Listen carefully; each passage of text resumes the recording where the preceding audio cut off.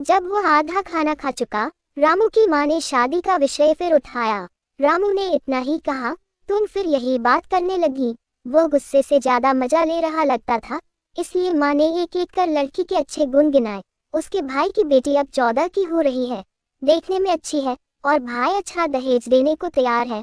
वो खुद बूढ़ी हो रही है और घर की देखभाल के काम से छुट्टी चाहती है।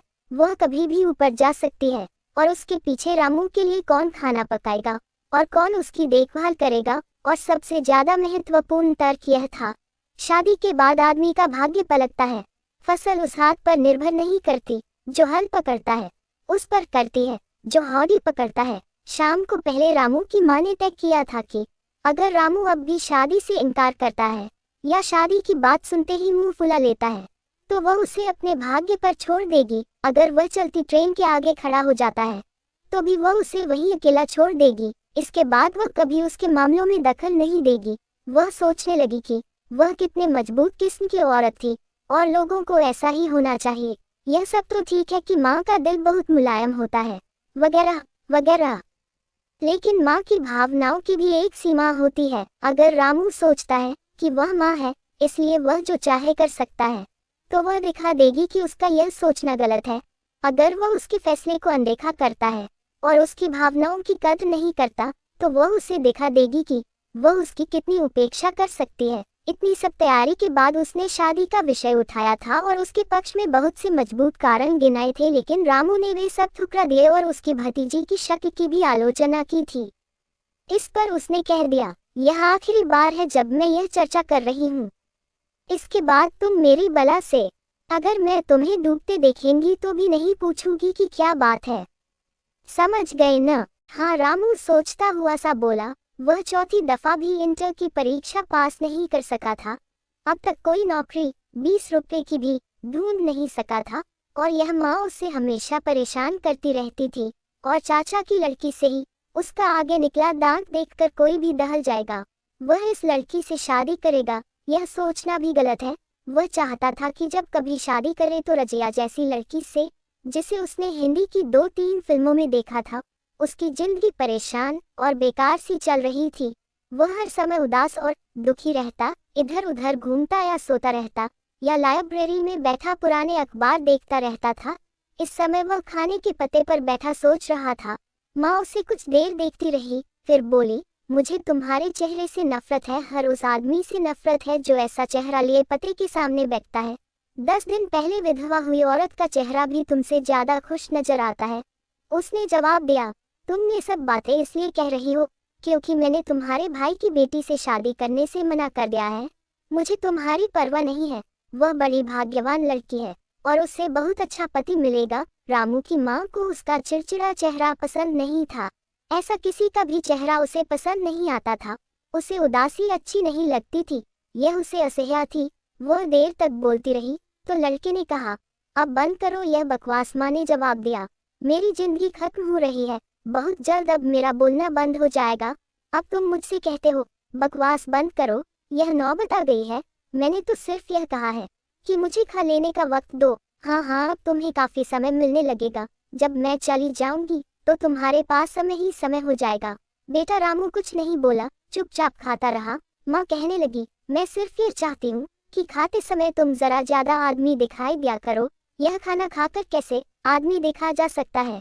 क्या कहा? माँ चीख कर बोली, इतने अच्छे हो तो और आदमियों की तरह कुछ कमा कर लाओ, पैसा फेंको और कहो कि क्या खाओगे। निकम्मे रहकर अच्छा खाना मांगते शर्म नहीं आती। खाना खत्म करके रामू चप्पल पहनने लगा। माँ ने पूछा, कहाँ जा रहे हो? बाहर सूखा सा जवाब देकर रामू दरवाजा छोड़कर घर से निकल गया। माँ का दिन का काम निबट गया था। उसने रसोई धो डाली थी, बर्तन मांजकर करीने से लगा दिए थे और छोझाड़ कोने में रखकर रसोई की खिड़की बंद कर दी थी। फिर दरवाजा बंद करके लालटेन हाथ में लेकर वह बाहर कमरे में आई। सड़क का दरवाजा चौपट खुला था। लड़के की लापरवाही से उसे गुस्सा आया। यह इतना गैर जिम्मेदार है कि घर का मुख्य दरवाजा खुला छोड़कर चला गया। यहाँ वह है कि रात दर रात रसोई और घर की घिस घिस कर सफाई करती मरी जाती है। उससे यह सब नहीं चाहिए तो वही क्यों कर करके मरती रहे। अब इतना बड़ा हो गया है कि जिंदगी की जिम्मेदारियों को समझ सके। उसने अपना छोटा सा लकड़ी का डिब्बा निकाला और उसमें से एक लौंग, एक इलायची और एक सुपारी का टुकड़ा निकालकर मुंह में रख लिया। इन्हें चबाते हुए उसे कुछ शांति का अनुभव हुआ। फिर दरवाजा उल्टाकर जमीन पर लेट गई और सोने की कोशिश करने लगी। रामू कहाँ गया होगा, यह सोच सोचकर उसे परेशानी होने लगी। उठकर उसने चटाई लपेटी, बाहर आई और वही चटाई बिछाकर लेट गई। मन में भगवान राम का नाम लेना शुरू कर दिया जिससे परेशानी कम हो। वह जपती जाती थी, सीताराम सीताराम, लेकिन अचानक राम का नाम भूलकर रामू का नाम लेने लगी। उसकी फिक्र फिर लौट आई थी। जाने से पहले उसने कहा क्या था, मैं जरा टहलने जा रहा हूँ, फिक्र मत करना, जल्दी लौट आऊंगा। नहीं, यह नहीं कहा था उसने। वही कहने वाला लड़का नहीं है। यह लड़का अपने आने जाने के बारे में कुछ बताता क्यों नहीं है। उसके इस व्यवहार से डर लगने लगता है, लेकिन उसकी अपनी जबान भी तो बड़ी कड़वी और गुस्सा बड़ा तेज है। खाने के समय उसने जो बातें कही वे अच्छी नहीं थी। जिंदगी में वह अपने इस स्वभाव से दुखी रही थी। उसे जब गुस्सा चढ़ता तो वह सब कुछ भूल जाती थी। वह जानती थी कि यदि वह कुछ कम बोलती तो उसका पति भी कुछ ज्यादा साल जिंदा रह सकता था।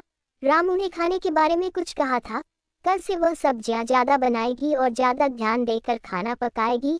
यह सोचते सोचते उसे नींद आ गई। दूर कहीं 1 बजे का घंटा बजा। अरे 1 बज गया। वह जागकर उठ बैठी और रामू रामू पुकारने लगी। उसे यह सोचते हुए डर लगने लगा कि रामू ने क्या किया होगा। फिर उसे विश्वास हो आया कि खाने के समय उसके शब्दों को सुनकर रामू ने आत्महत्या कर ली होगी। वह बैठ गई और रोने लगी। रोना बढ़ता गया और हिस्टीरिया जैसा हो आया। भीतर भर रहे आंसुओं को निकालने के लिए आंखें बंद की तो कुकनहल्ली टैंक में रामू की लाश दिखाई देने लगी। उसकी धारीदार कमीज और मिल की धोती गीली होकर बदन से चिपक गई थी। उसके चप्पल तालाब की सीढ़ी पर पड़े थे। चेहरा फूलकर कुप्पा हो गया था और पता नहीं चल रहा था कि किसका है। वह जोर से चीखी और उठकर खड़ी हो गई। फिर ओल्ड अग्रहार स्ट्रीट पर इधर से उधर तक दौड़ना शुरू कर दिया। सड़क खाली पड़ी थी। थोड़ी थोड़ी दूर तक बिजली की बत्तियां चमक रही थी। बहुत दूर एक तांगा खड़खड़ करता चला आ रहा था।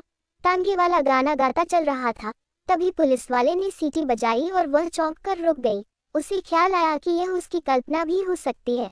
हो सकता है रामू नाटक देखने गया हो जो सवेरे 3 बजे से पहले खत्म नहीं होता। उसने फिर तेजी से राम का नाम जपना शुरू कर दिया, जिससे रामू के ख्यालात आने बंद हो जाएं। उसकी सारी रात बेचैनी में बीती। वह सो जाती, फिर उठ बैठती, फिर आंख लग जाती और जब जब घंटा बजता चौंक कर बैठ जाती। सवेरा हो गया, तीखी ठंड थी और 6 का घंटा बजा। आंखों में आंसू भरे वह कुकनहल्ली तालाब की ओर चलने लगी। मायसौर शहर जागने लगा था। दूध वाले अपनी गायों को लिए धीरे धीरे जा रहे थे। म्यूनिसिपैलिटी के भांगी लंबी लंबी झाड़ुएं लिए सड़कों की सफाई कर रहे थे। 1-2 साइकिलें भी उसके पास से गुजरी। वह तालाब पर पहुंच गई, लेकिन पानी की तरफ देखने की हिम्मत न कर सकी। किनारे देखा तो पाया कि रामू एक बेंच पर पड़ा सो रहा है। एक सेकंड के लिए उसने सोचा कि कहीं यह उसकी लाश तो नहीं है। उसने उसे पकड़कर जोर से हिलाया और चीखी, राम। वह हिला तो उसे तसल्ली हो गई। रामू उठकर बैठ गया और आंखें मलने लगा। बोला, तुम यहाँ क्यों आई? माँ, तू यहाँ क्यों सो रहा है? मुझे नींद आ गई थी, उसने कहा। घर चलो। वह उसका हाथ पकड़कर चलने लगी, लेकिन वह तालाब की सीढ़ियों की तरफ बढ़ा। माँ ने पूछा, कहाँ जा रहे हो?